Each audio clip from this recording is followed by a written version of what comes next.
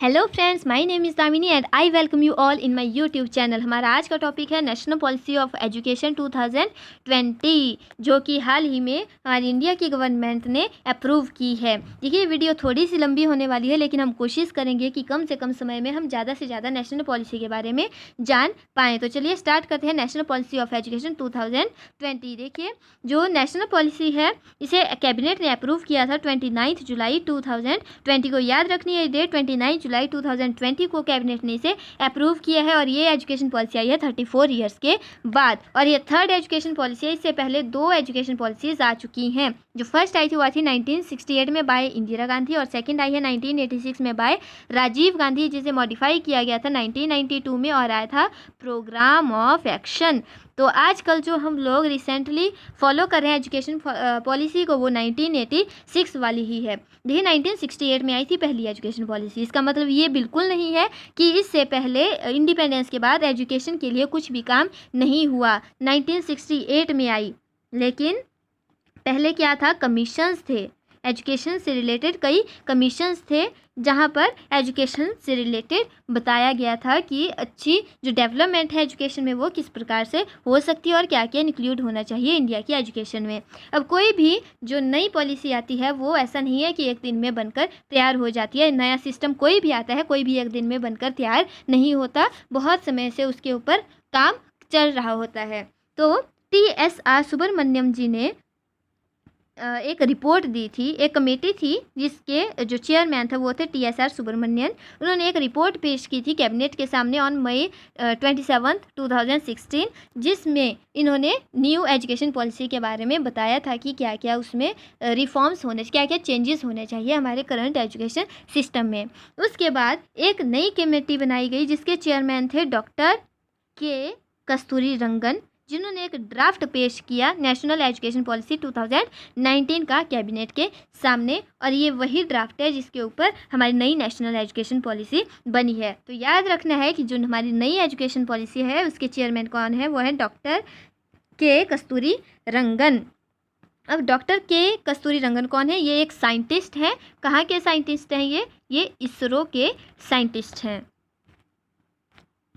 अब हर एक चीज़ के कुछ ना कुछ एम्स होते हैं। तो इस पॉलिसी के एम्स क्या क्या हैं? सबसे पहले बात कि हमने चेंजेस लाने हैं स्कूल टू कॉलेज लेवल। पहले बात की जाती थी सिर्फ और सिर्फ किसके बारे में? स्कूल लेवल की बात की जाती थी। 6 to 14 ईयर्स की बात की जाती थी कि 6 से 14 साल तक यूनिवर्सलाइजेशन ऑफ एजुकेशन होनी चाहिए। लेकिन अब क्या है, स्कूल लेवल से लेकर हायर लेवल तक की बात की गई है। और to make India global knowledge super power, India को ग्लोबल नॉलेज सुपर पावर बनाना है। इंक्लूसिव एजुकेशन होनी चाहिए। इंक्लूसिव एजुकेशन कैसी होती है? जिसमें सभी वर्ग के लोग एक साथ पढ़ेंगे। सिर्फ वर्ग के ही नहीं, मैं बोल सकती हूँ कि वैसे क्या होते हैं, स्पेशल स्कूल्स होते हैं स्पेशल बच्चों के लिए, राइट। लेकिन जो इंक्लूसिव एजुकेशन है ना, इसमें जो स्पेशल बच्चे हैं और जो नॉर्मल बच्चे हैं वो एक साथ पढ़ते हैं। और जो लर्निंग होगी ना, वो होगी for cognitive development of children, मतलब बच्चे की नॉलेज के ऊपर ही ज़्यादा ध्यान दिया जा रहा है अभी।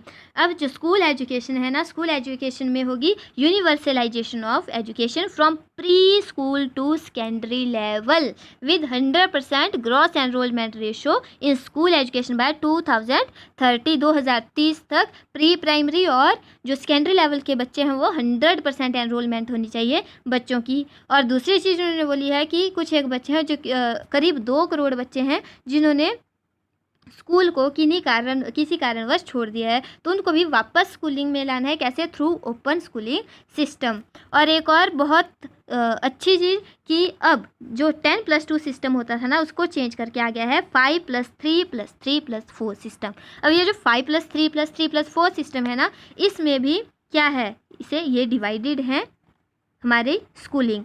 सबसे पहले बात करते हैं 5 की। तो 5 ईयर में क्या आएगा? 5 ईयर में होगा 1 मिनट, नर्सरी,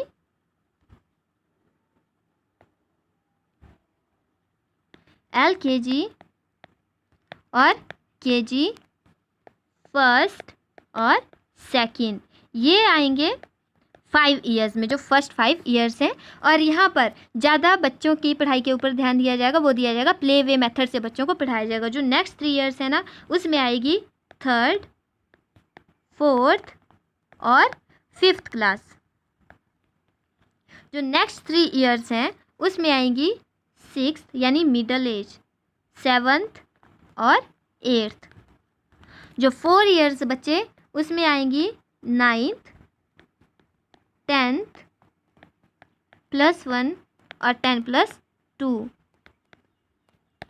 तो इस तरीके से जो ईयर सिस्टम है स्कूलिंग का, उसे डिवाइड किया गया है।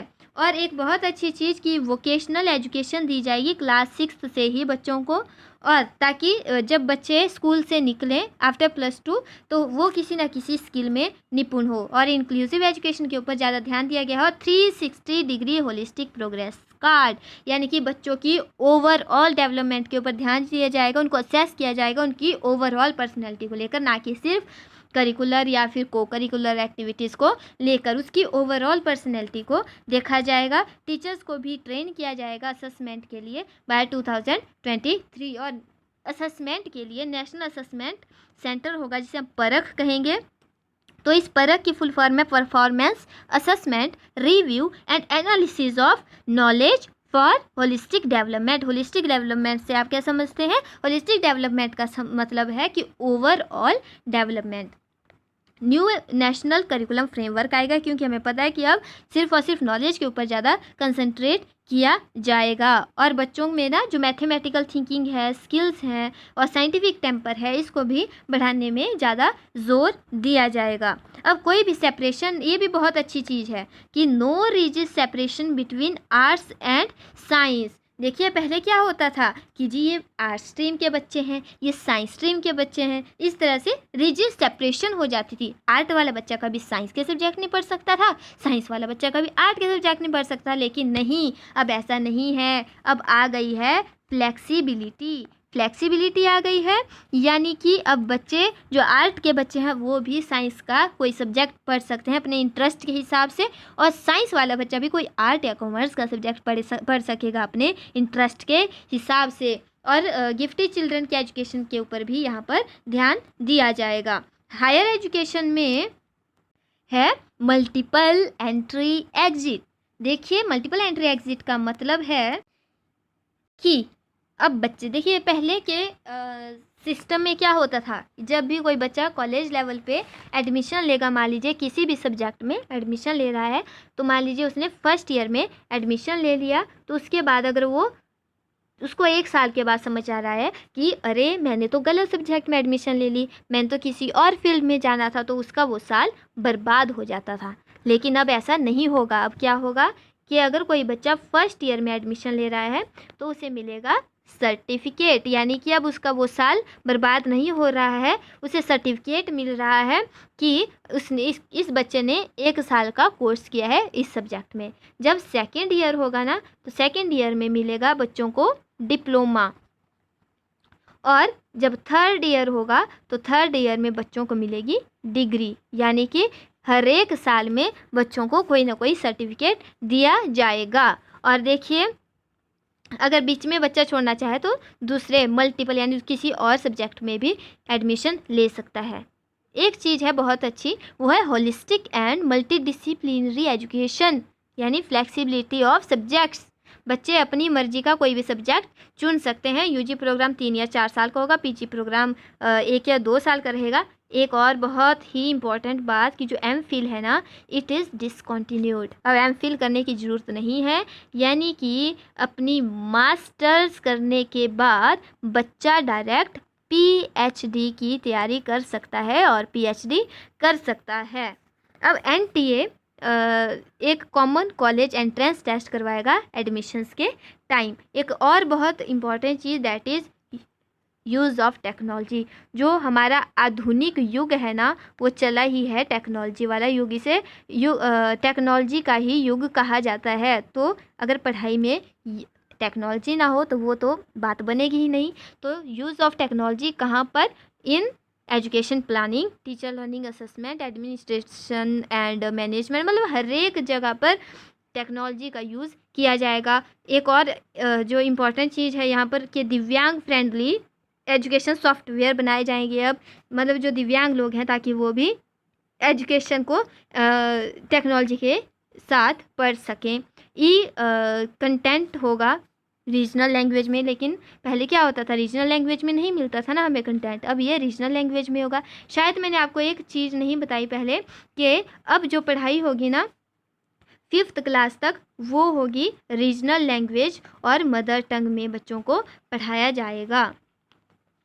ये भी एक इम्पॉर्टेंट चीज़ है यहाँ से। और इस टेक्नोलॉजी वाले सिस्टम को संभालने के लिए क्या है, अब नेशनल एजुकेशनल टेक्नोलॉजी फोरम यानी NETF, इम्पॉर्टेंट है। NETF की फुल फॉर्म पूछी जा सकती है आपसे, क्या होते हैं, national educational technology forum. Graded system आने वाला है और यही है इसमें इम्पॉर्टेंट ज़्यादा। हाँ, एक और मेन इम्पॉर्टेंट चीज़ कि चाहे पब्लिक स्कूल होंगे, चाहे पब्लिक हायर एजुकेशन इंस्टीट्यूट्स होंगे, चाहे प्राइवेट होंगे, यानी चाहे सरकारी कॉलेजेस हैं चाहे प्राइवेट हैं, सब में बराबर रूल्स रहेंगे, बराबर नॉर्म्स रहेंगे।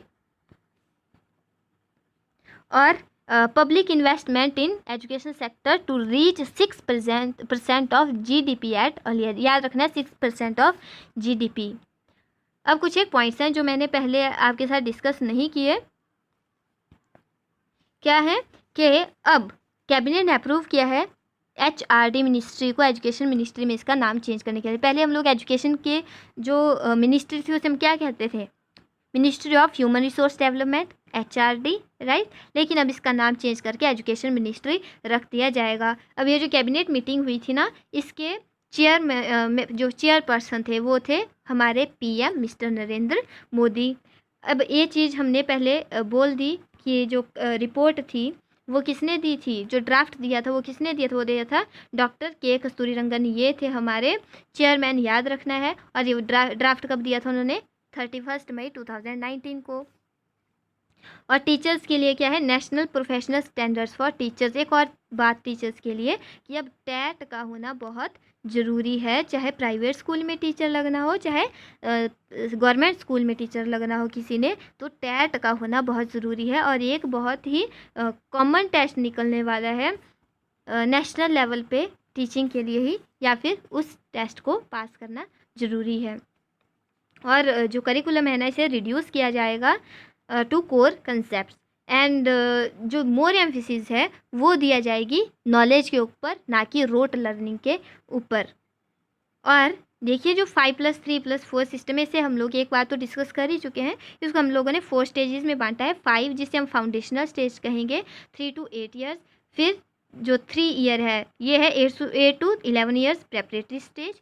फिर है मिडल एज, मतलब जो नेक्स्ट 3 ईयर्स हैं वो 11 से 14 ईयर्स, जिसे हम मिडल एज कहेंगे। फिर जो नेक्स्ट है ना वो है 4 ईयर्स 14 to 18 ईयर्स, जिसे हम सेकेंडरी स्टेज कहेंगे। यहाँ मैंने गलती से ST 2 बार लिख दिया है। तो ओपन एंड डिस्टेंस एजुकेशन का प्रावधान है अब, और करिकुलम में फ्लेक्सिबिलिटी है, यानी बच्चा अपने हिसाब से कुछ भी पढ़ सकता है।